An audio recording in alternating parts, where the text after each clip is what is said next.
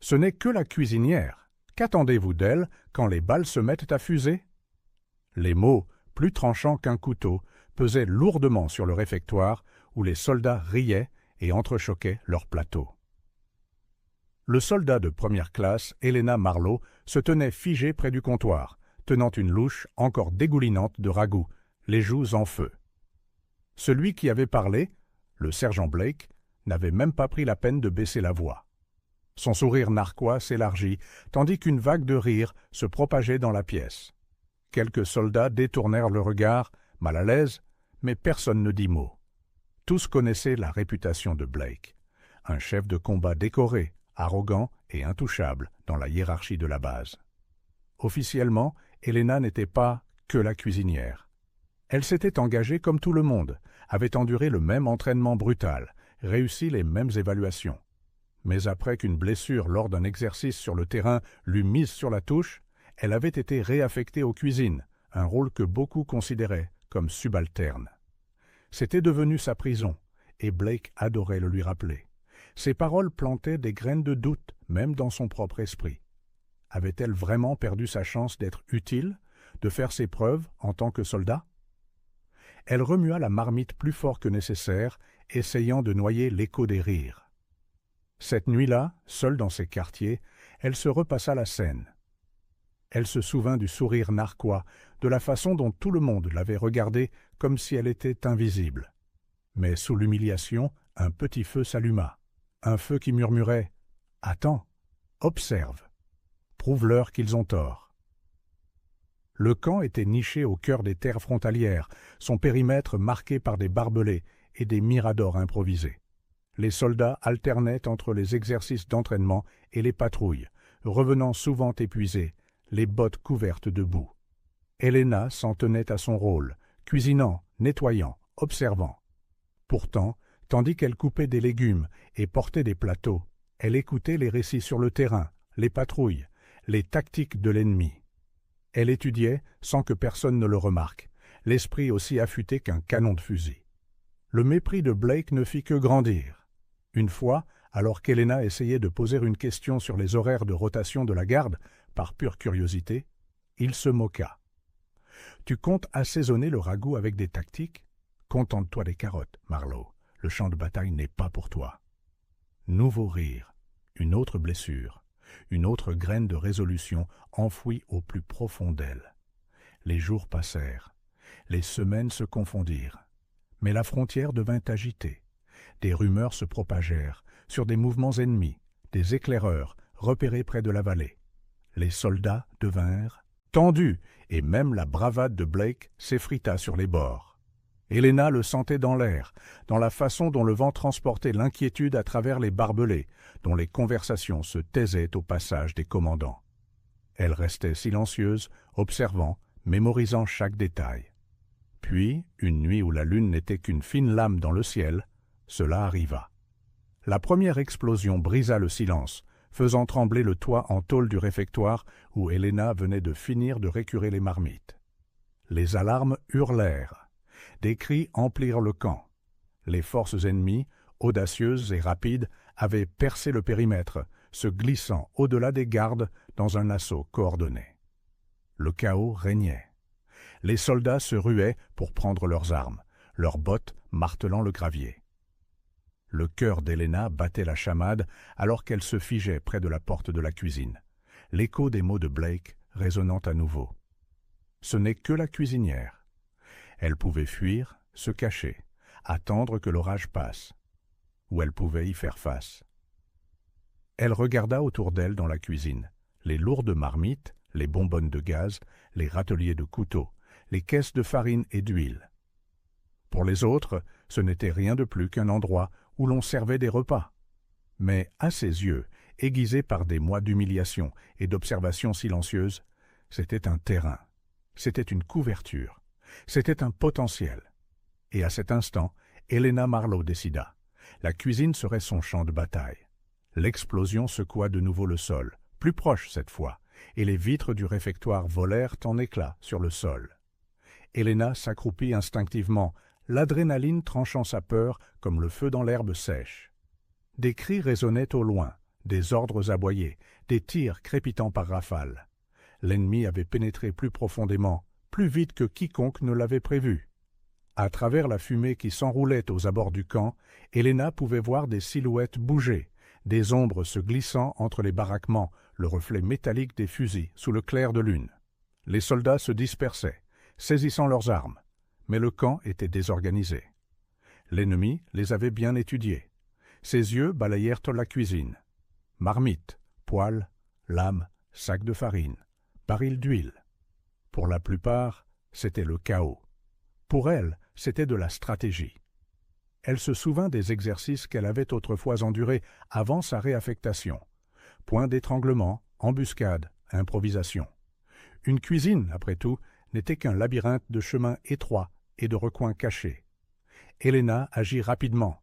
Elle traîna une lourde marmite de ragoût hors du feu, la déversant sur le sol près de la porte, la surface graisseuse rendant les carreaux glissants.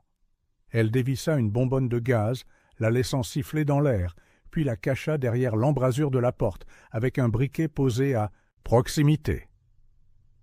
Ses mains tremblaient, mais ses mouvements étaient vifs, délibérés. Chaque choc de métal sonnait comme un battement de tambour de défi. Une voix résonna à l'extérieur. Des soldats ennemis approchaient. Le pouls d'Helena tonnait dans ses oreilles. Elle attrapa un couteau à découper sur le râtelier, se plaquant contre le mur. Les bruits de pas se firent plus forts. La première ombre franchit le seuil, puis une autre. Au moment où leurs bottes heurtèrent le ragoût glissant, les hommes trébuchèrent. Helena donna un coup de pied dans le briquet vers le nuage de gaz. Une gerbe de feu rugit à travers l'entrée, enveloppant les intrus dans un mur de flammes. Leurs cris déchirèrent la nuit. Elle ne scia pas. Elle bougea. Des cris éclatèrent à l'extérieur alors que l'ennemi réalisait que la cuisine n'était pas sans défense. D'autres bruits de pas se firent entendre. Helena se précipita vers les étagères de stockage, arrachant des sacs de farine. Elle les déchira et lança la poudre dans l'air. Elle flotta comme une brume, invisible dans l'obscurité. Une autre escouade fit irruption, fusil levé, puis un tir provoqua une étincelle contre la cuisinière en métal. L'explosion de feu blanc fut assourdissante, les projetant en arrière dans un nuage de farine enflammée. Son cœur s'emballa, son corps tremblant de chaque once d'adrénaline. Elle n'était pas entraînée pour ça, du moins plus maintenant, mais l'instinct la portait. Chaque mouvement était un souvenir qui refaisait surface, des instructeurs criant sur l'ingéniosité, la survie, l'adaptation. Elle se battait avec les outils qu'elle avait, à l'endroit où elle avait été enfermée. Dehors, la voix de Blake criait par-dessus le chaos. « Tenez la ligne! Tenez !» Bon sang! Où est Marlowe? Ils ne le savaient pas. Aucun d'eux ne le savait. Mais Helena ne se battait pas pour son approbation. Elle se battait parce que le rictus dans sa voix, les rires dans le réfectoire, lui avaient dit qu'elle était inutile. Elle prouverait, si ce n'est à lui, alors à elle-même, qu'elle était plus que ce qu'il voyait. Une autre escouade chargea la cuisine, mais Helena était prête. Elle fit rouler un baril d'huile sur le sol, puis renversa une lourde marmite pour y déverser de l'eau bouillante. Le sol se transforma en un piège glissant et fumant. Les bottes ennemies dérapèrent, les fusils s'entrechoquèrent. Elle lança des poêles comme des boucliers, des couteaux comme des flèches. La cuisine devint un labyrinthe de feu, de fumée et d'acier. Et dans le chaos, quelque chose d'inattendu se produisit. Les soldats de son camp, ceux qui avaient ri autrefois, virent la lueur, entendirent les explosions et réalisèrent que la cuisinière tenait tout un flanc à elle seule. La peur se mua en admiration. Des voix crièrent « Elle les a coincés! Tenez la ligne avec elle !» Pour la première fois, Helena sentit le changement. L'humiliation qui l'avait autrefois accablée alimentait désormais sa force. Elle n'était plus invisible. Elle était l'œil du cyclone, et le cyclone était sous son commandement. Mais la nuit était loin d'être terminée. L'ennemi était implacable, pressant plus fort, réalisant qu'une seule femme se tenait entre eux et une brèche totale. Et alors qu'Helena se baissait derrière la cuisinière, serrant son dernier couteau, elle se murmura à travers des respirations haletantes. « Ils pensent que je ne suis que la cuisinière. Laissez-les continuer à le penser. » Le camp était devenu un champ de bataille de feu et d'ombre. Les alarmes hurlaient, les fusils crépitaient, et l'air était épais de fumée. Helena était accroupie dans la cuisine en ruine, la sueur piquant ses yeux, le couteau glissant dans sa paume. Le sol était brûlé, les murs noircis, mais l'entrée tenait toujours, parce qu'elle la tenait.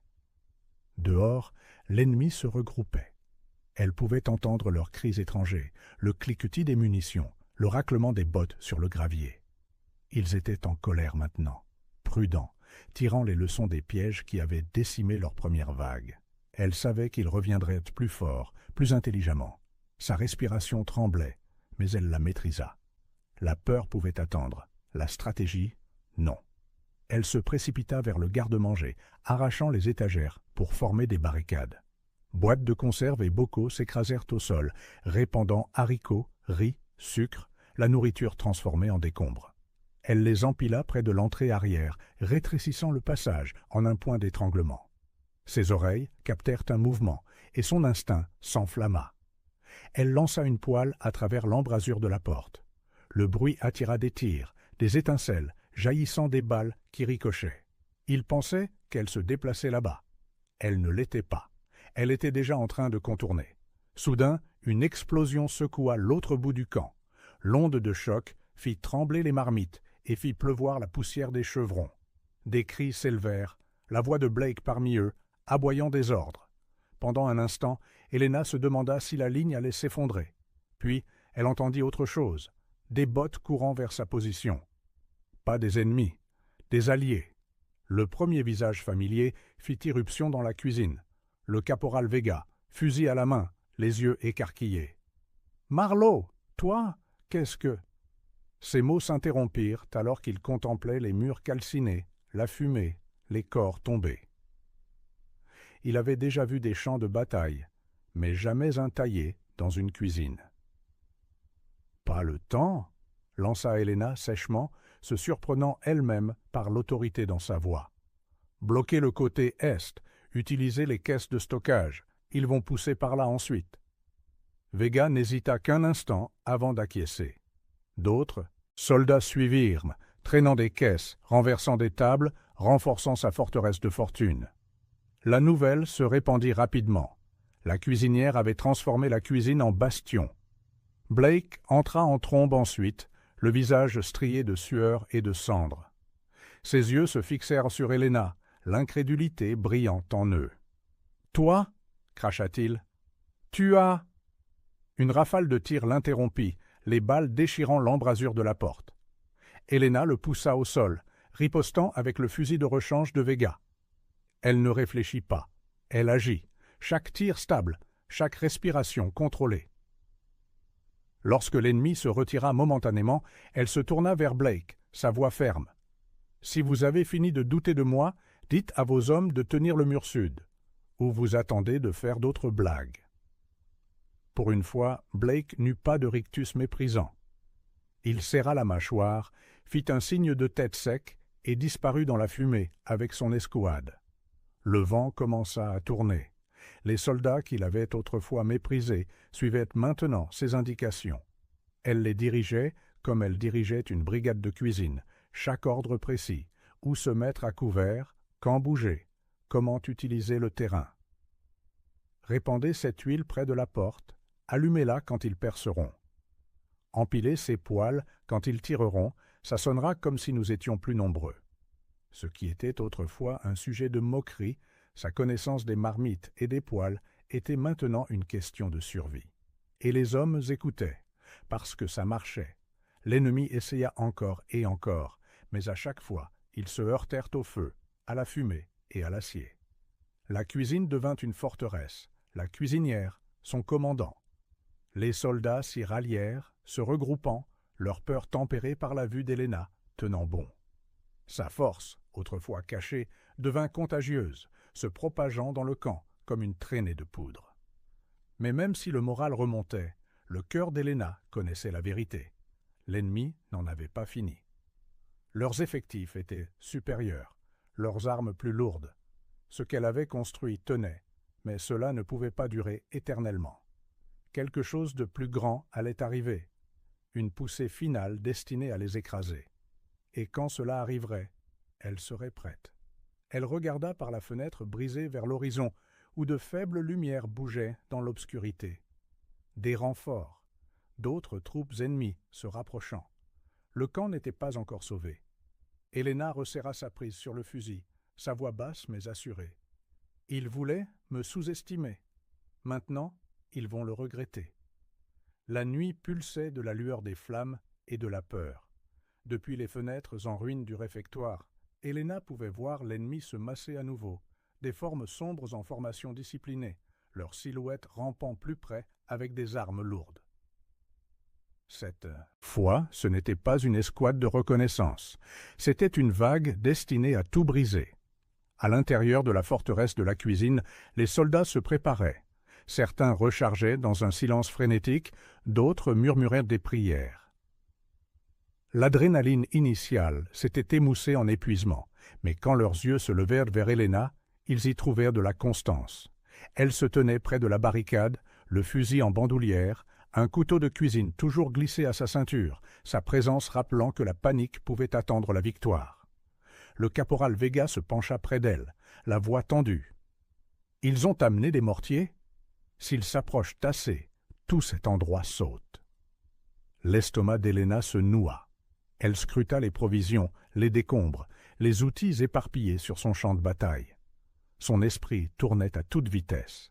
Elle ne pensait pas seulement en tant que soldat, elle pensait comme une cuisinière, une survivante, quelqu'un qui avait toujours fait avec les moyens du bord. « On les tient ici, » dit-elle fermement, « mais pas seulement avec des balles. On va leur faire regretter chaque pas qu'ils feront. » Les soldats échangèrent des regards, mais ne la questionnèrent pas. Ils en avaient assez vu pour savoir. Quand les premiers obus tombèrent, le sol trembla si violemment que les marmites s'entrechoquèrent comme des cloches. Le toit se fendit par endroits, la fumée s'enroulant à travers les brèches. La poussière étouffait l'air, et à cet instant, la voix d'Helena perça. « Position! Attendez mon signal !» Les troupes ennemies déferlèrent. Leurs bottes tonnèrent contre le gravier, leurs fusils crachant le feu. La cuisine s'illumina des éclairs des tirs, alors que les défenseurs d'Helena ripostaient, chaque coup de feu résonnant dans l'espace confiné.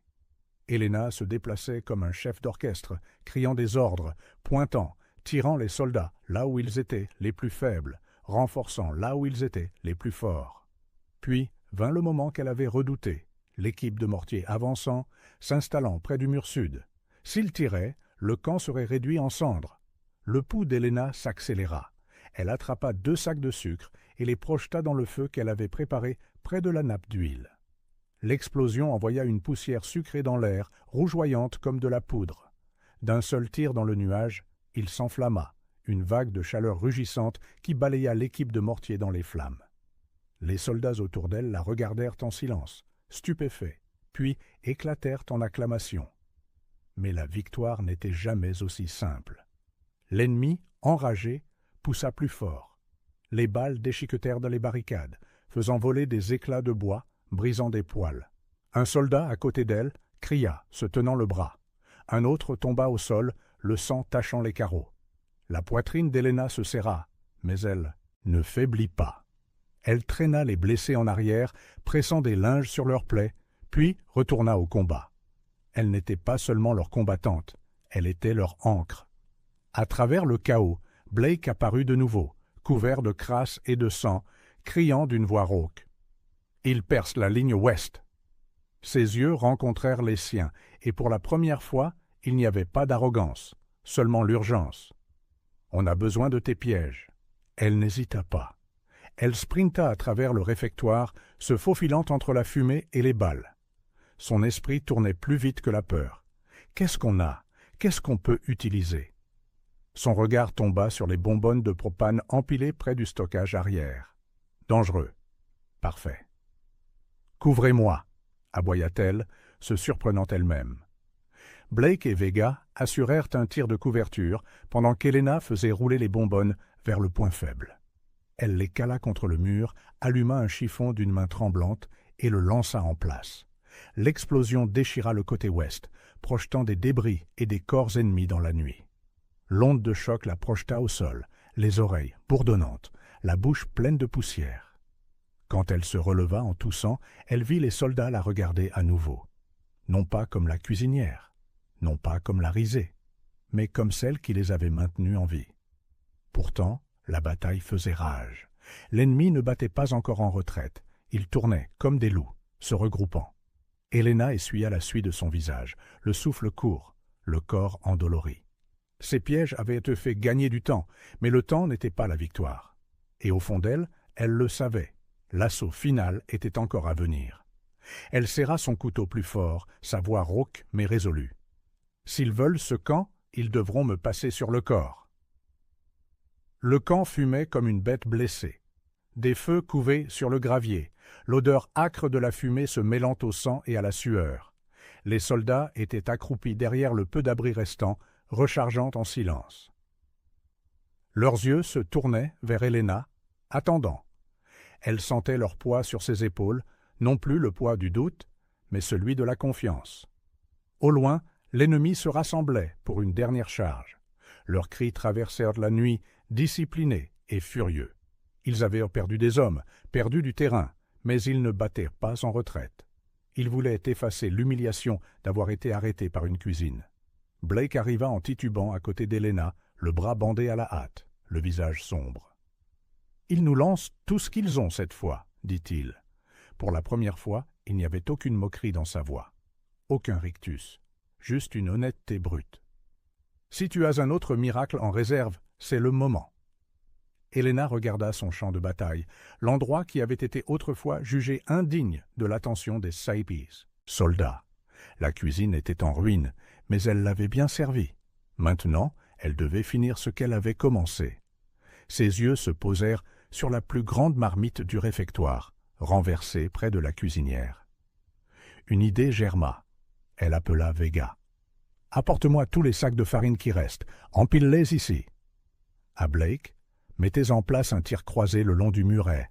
Quand je donnerai le signal, repliez-vous vers moi. » Il n'y eut plus d'hésitation. Ils obéirent. Lorsque l'ennemi chargea, leurs bottes tonnèrent comme une avalanche. Les balles criblèrent les murs, des éclats de bois fendant l'air. Helena et ses défenseurs ripostèrent, mais cette fois, ils n'essayèrent pas de tenir toutes les lignes. Ils attirèrent l'ennemi, pas à pas, plus profondément dans le hall, exactement comme elle le voulait. Quand la première vague traversa le centre, Helena craqua une allumette et la laissa tomber dans la marmite, remplie de poussière de farine et d'huile qu'elle avait répandue sur le sol.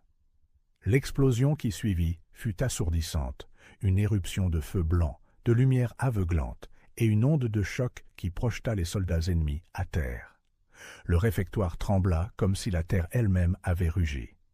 Les survivants titubèrent, désorientés, toussant dans la brume. C'est alors qu'Helena se leva de derrière la barricade, le fusil stable, les yeux brûlants de résolution. « Maintenant !» cria-t-elle.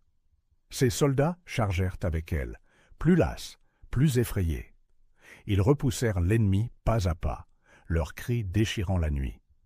Blake se battait à ses côtés, féroce et implacable, sa fierté engloutie face à la survie. Le camp rugit de défi. Les minutes s'étirèrent comme des heures, mais enfin, le vent tourna. L'ennemi flancha, se retirant dans l'obscurité, leur formation brisée. Les tirs s'évanouirent dans le silence, ne laissant que le crépitement des flammes et les respirations lourdes des vivants. Pendant un long moment, personne ne parla. Puis la voix de Vega s'éleva, rauque mais triomphante. « Ils sont partis !» Le soulagement frappa comme une vague. Certains soldats s'effondrèrent au sol, riant à travers leur épuisement. D'autres s'étreignirent, des larmes striant leurs joues maculées de suie. Et tous regardèrent vers Helena. Elle se tenait parmi eux, la fumée s'enroulant autour d'elle, le couteau toujours à la main. Elle ne souriait pas encore, son cœur était trop lourd du poids des morts, des souvenirs de l'humiliation, du feu de ce qu'elle venait d'accomplir. Mais elle croisa leurs regards, et en eux, elle vit le respect. Pas la pitié, pas le mépris, le respect. Blake s'approcha, silencieux. Pour une fois, son arrogance avait disparu. Il se tint devant elle, les épaules carrées, sa voix rude. « Marlowe !» J'avais tort. Il déglutit, comme si les mots lui coûtaient. Vous n'êtes pas que la cuisinière. Vous êtes la raison pour laquelle nous sommes encore en vie. Le silence qui suivit fut plus lourd que n'importe quel applaudissement. Puis, lentement, les soldats commencèrent à hocher la tête, à murmurer leur accord. Les survivants du camp avaient maintenant une nouvelle histoire, non pas de honte ni de faiblesse, mais celle d'une femme qui transforma une cuisine en forteresse et l'humiliation en feu. Helena s'autorisa enfin une respiration, profonde et régulière.